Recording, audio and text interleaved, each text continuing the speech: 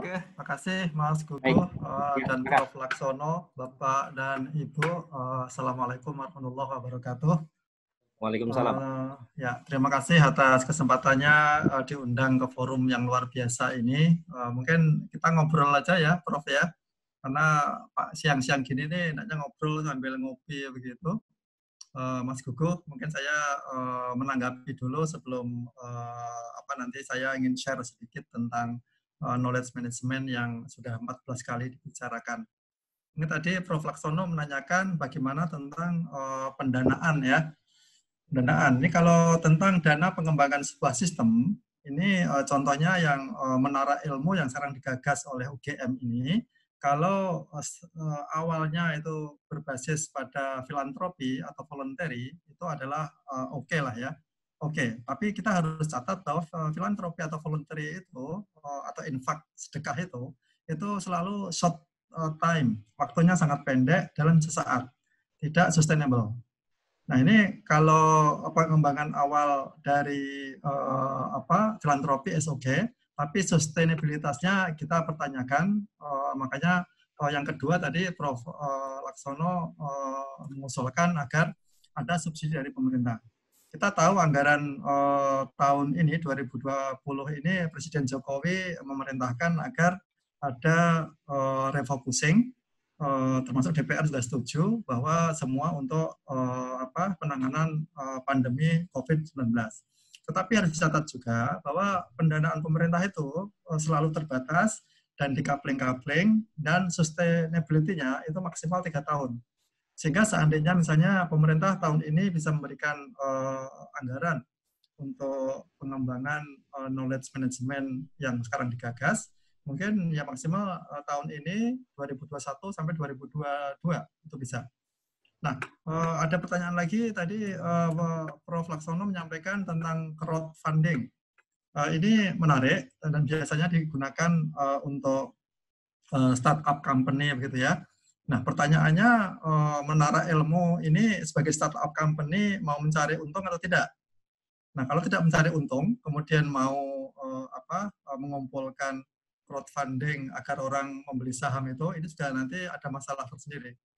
Beda dengan misalnya Prof. Habibie dulu yang crowdfunding untuk mengembangkan N2115 itu ya. Itu walaupun proyeknya belum berhasil, tapi itu adalah model penyertaan modal dari masyarakat untuk pengembangan yang perlu dana demikian besar. Nah, sebenarnya kalau ini ya, pemikiran kita tentang pengembangan sistem, ketika sistem itu dikembangkan, memang perlu dana, tetapi sustainability-nya itu nanti sistem itu tidak sekali bikin langsung selesai jadi digunakan gitu ya.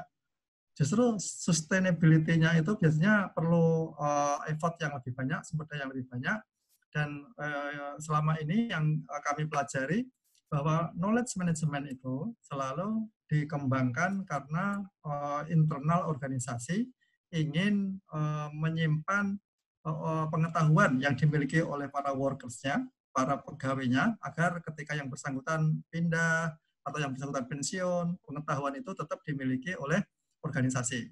Jadi memang internal organisasi yang menyimpan dan memanfaatkan pengetahuan itu. Tapi kan konsepnya menara ilmu ini ingin menyatukan beberapa pengetahuan yang demikian banyak, disatukan secara volunteer, kemudian digunakan oleh banyak pihak begitu ya. Nah ini sesuatu yang menantang dan kami mengapresiasi, karena knowledge management selama ini yang kami pelajari adalah dalam sebuah industri atau sebuah perusahaan saja. Contohnya misalnya PLN ya, PLN walaupun sekarang banyak masalah itu, mereka sudah menggunakan knowledge management. Semua gangguan PLN di seluruh Indonesia itu ketika ada teknisi itu mereka selalu dilatih, dan mereka yang baru belajar, kemudian ketika ada satu masalah mereka pasti buka web dulu, kemudian masalah itu pernah ada terjadi di mana, siapa yang melakukan, bagaimana cara mengantisipasi. Jadi kalau yang sudah terbiasa sih mungkin nggak perlu lihat itu, tapi bagi pegawai baru, teknisi baru, senantiasa belajar dari sistem knowledge manajemennya PLN. Jadi dengan demikian pengetahuan yang selama ini dimiliki oleh para teknisi PLN dengan berbagai macam masalah itu selalu ada di PLN, dan misalnya yang bersangkutan ada teknisi atau pegawai itu misalnya pensiun, itu mereka tidak kehilangan, PLN tidak kehilangan pengetahuan tersebut. Jadi menurut saya Prof. Laksono dan Bapak Ibu, ketika pengembangan dalam waktu 3 tahun, mungkin kita bisa berharap dari pemerintah bisa membantu. Tetapi kalau ini mau long term, ini mungkin sistem ini apakah mau dimiliki oleh UGM sebagai lembaga pengelolanya, ataukah misalnya BPJS yang mau men-share pengetahuan itu dan cara pengumpulannya. Tetapi menurut saya masalah pendanaan ini harus dibedakan antara sistem yang dibuat dengan target utama yang ada. Itu mungkin masalah pendanaan, Prof. Jadi ada banyak-banyak pilihan. Kalau saya bedakan tadi mungkin ada 4 pilihan begitu ya. Jadi kalau short term-nya adalah filantropi dan subsidi pemerintah untuk pengembangan sistem. Kemudian kalau crowdfunding menurut saya ini pertanyaannya adalah apa yang didapat dari investor atau masyarakat ketika kita kumpulkan dana itu untuk pengembangan. Kalau sekedar lillahi ta'ala, sekedar itu nanti baliknya ke filantropi ya. Karena crowdfunding itu ada misalnya angel investor gitu ya, dia emang nggak seperti Bill Gates nggak pernah nggak memerlukan dana atau dia uangnya udah berlebih mungkin nggak masalah. Tetapi untuk sustainabilitas sistem ini saya usulkan agar memang kita pikirkan gimana ada satu lembaga atau badan atau organisasi yang memang mengurusi ini secara entah itu nanti di bawah ID atau di UGM atau di BPJS nanti perlu dipikirkan lagi. Tetapi tentang dana itu yang saya sampaikan. Nah terakhir mohon izin saya share, mohon maaf Prof. Laksono dan Bapak Ibu yang ada di sini, saya izin menanggapi, tapi mungkin tanggapan saya ke knowledge management dan tadi yang Prof. Laksono sampaikan tentang bagaimana ini ya, bagaimana organisasi-organisasi, mungkin mohon maaf ini mungkin file yang lama di pertemuan yang sebelumnya, karena saya tidak baru ikut pertama kali, saya mohon izin menyampaikan ini ya, yang awal aja. Jadi mohon izin memberi tanggapan inovasi pembelajaran kelembagaan walaupun hari ini masalah dana, tapi saya ingin mengomentari tentang tahapan hilirisasi riset seperti apa, KM apakah untuk menyebarkan luaskan hasil riset, dan knowledge worker 10 roles itu apa, nanti saya Bapak dan Ibu mohon izin saya singkat saja, nggak akan semua. Jadi pandemi telah meredakan, tapi ini kalau Muslim tahu bahwa innamal usri yusron, ada satu kesempatan dan ada banyak ada satu kesempitan dan ada banyak kesempatan, satu kesulitan dan ada banyak kemudahan. Nah, kemudian pembelajaran apa yang kita dapatkan? Nah, ini program Menara Ilmu sangat bagus karena knowledge management yang bukan satu organisasi saja, tapi multi organization. Nah, ini kita perlu dukung semua pihak dan pembelajaran kita jadilah generasi robbani yang senantiasa belajar dan mengajarkan ilmu. Nah, ini proses yang luar biasa di Menara Ilmu ini dan patut kita dan tadi Prof. Laksono juga menyebutkan bahwa platform digital ini mempercepat proses belajar mengajar sehingga semua tadi ya video dan materi-materi bisa kita taruh di digital. Nah, tapi tadi walaupun Prof. Laksono menyampaikan bahwa forum ini untuk nakes terutama, tapi saya berharap ini nanti bisa diakses juga oleh seluruh masyarakat yang memerlukannya. Walaupun ada pengetahuan yang itu sangat teknis dan itu memang untuk nakes silakan, tapi mungkin ke depan harus seluruh masyarakat yang ingin belajar tentang COVID itu bisa mengakses di Menara Ilmu ini. Strukturnya, nah ini LIPI ini ada di mana? Ini LIPI karena repositori dan depositori, jadi LIPI punya komputer yang super, yang bisa untuk tempat menyimpan berbagai data, tapi data saja ya, datanya disimpan, tapi informasi yang diolah, bahkan pengetahuan yang diambil dari informasi itu prosesnya bukan ada di sistemnya LIPI, harus di Menara Ilmu atau di sistem lain, tapi datanya bisa disimpan di RIN-nya LIPI, sudah ada undang-undang yang terbaru. Nah ini yang sudah dibahas juga, tantangannya adalah pembelajaran dari individu ke organisasi. Ini mungkin sudah dijelaskan oleh Prof. Laksono dan sudah didiskusikan, tapi saya ingin memberikan tanggapan tentang tahapan hilirisasi. Jadi tahapan hilirisasi ini dari basic riset sampai ke delivery healthcare ini ada pertanyaan adalah knowledge management. Padahal knowledge management itu bukan satu titik dari rangkaian ini. Menurut saya knowledge management itu adalah dari awal sampai akhir ya. Sehingga ini knowledge management ini jangan ditaruh di satu titik, tapi di semua titik yang ada itu harus dikelola pengetahuannya. Jadi KM harusnya ada di seluruh proses, bukan menjadi salah satu bagian proses saja. Nah, kemudian ada penyebarluasan hasil riset. Ini diharapkan hasil penelitian dapat cepat disebarluaskan untuk keperluan pelayanan kesehatan dengan menggunakan pendekatan knowledge management. Selama ini, knowledge management itu adalah untuk meng-keep knowledge para worker-nya. Jadi bukan untuk men-sharing itu ke luar atau ke banyak pihak. Nah, ini mungkin tantangan untuk menara ilmu dan gagasan rekan-rekan. Ini ada seperti kontradiksi gitu ya. Dan ini mungkin challenge untuk kita semua, bagaimana untuk menyebarluaskan. Tapi sebenarnya cara penyebaran yang cepat itu sebenarnya bukan ini ya, bukan lewat knowledge management. Tapi dengan kita yang terbiasa medsos itu salah satu penyebarluasan yang luar biasa, dan Twitter termasuk salah satunya, itu mungkin nanti perlu dipelajari lagi bagaimana mungkin jangan dikontradiksikan antara penyebaran cepat dengan knowledge management, itu sebenarnya dua hal yang berbeda. Ya, ini pertanyaan saya pribadi, knowledge untuk menyebarkan hasil riset ini sesuatu yang perlu kita pelajari lagi ya.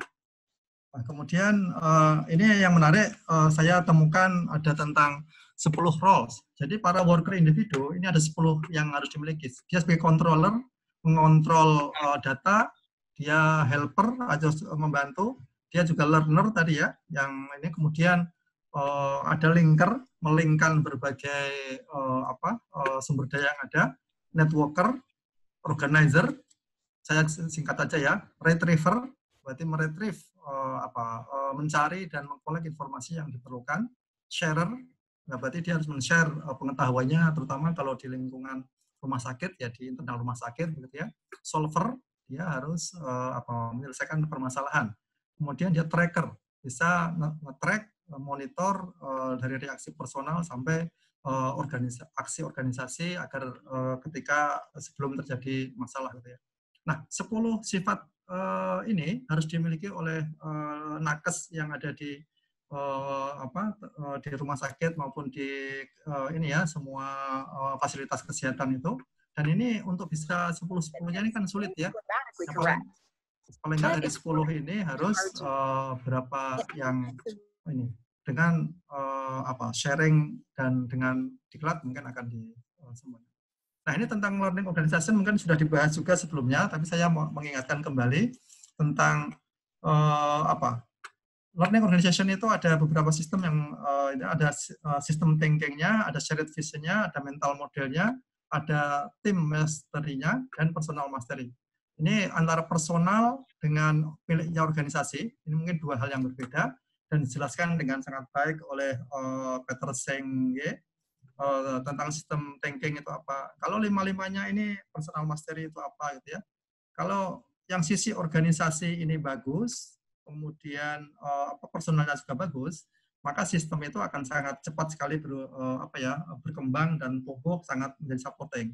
Tapi kita di Indonesia ada satu masalah, yaitu kita justru sharing sharing culture kita, berbagi kita itu ada masalah. Kita hanya berbagi pengetahuan kita, ilmu kita hanya dengan orang-orang tertentu yang kita percayai.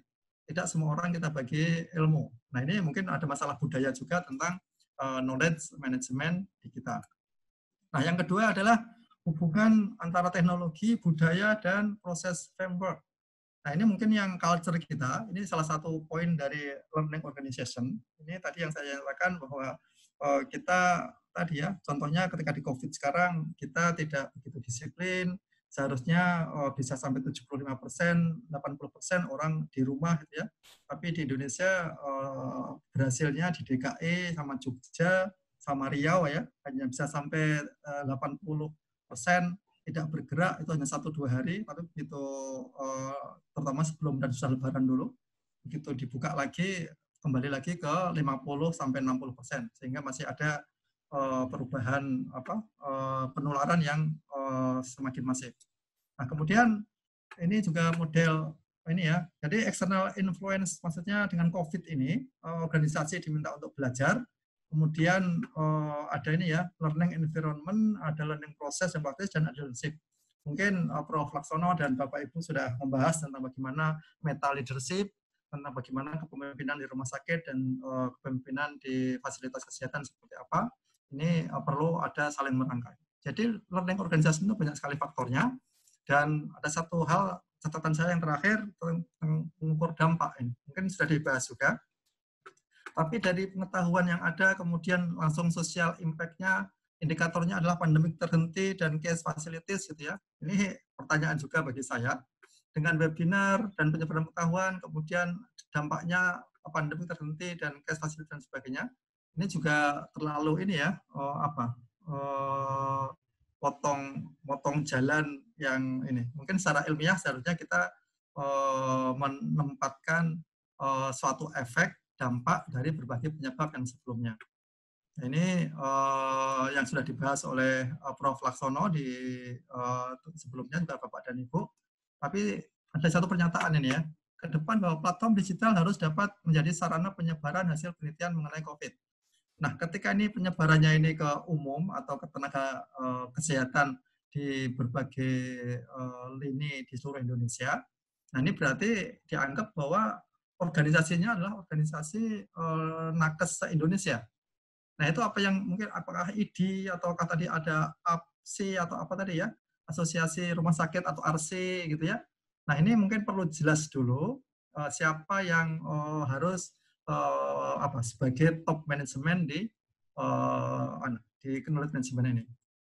Ini sudah disampaikan. Nah, ini terakhir dari saya.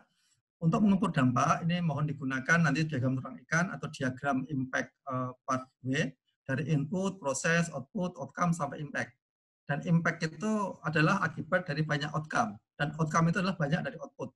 Jadi tidak single penyebab, kemudian ada satu akibat itu. Mungkin dengan tool impact pathway akan jelas seberapa persen sih dampaknya dari penyebaran pengetahuan tentang COVID ini dengan penurunan. Nah, ini kalau kita bisa menemukan sampai berapa persennya, itu kita baru yakin bahwa ternyata COVID itu bisa diberhentikan dengan share pengetahuan sebesar berapa X persen. Dan terakhir mungkin ini masukan juga kepada Bapak dan Ibu kita semua. Kita perlu memetakan organisasi dengan instrumen pengukuran maturitas knowledge management.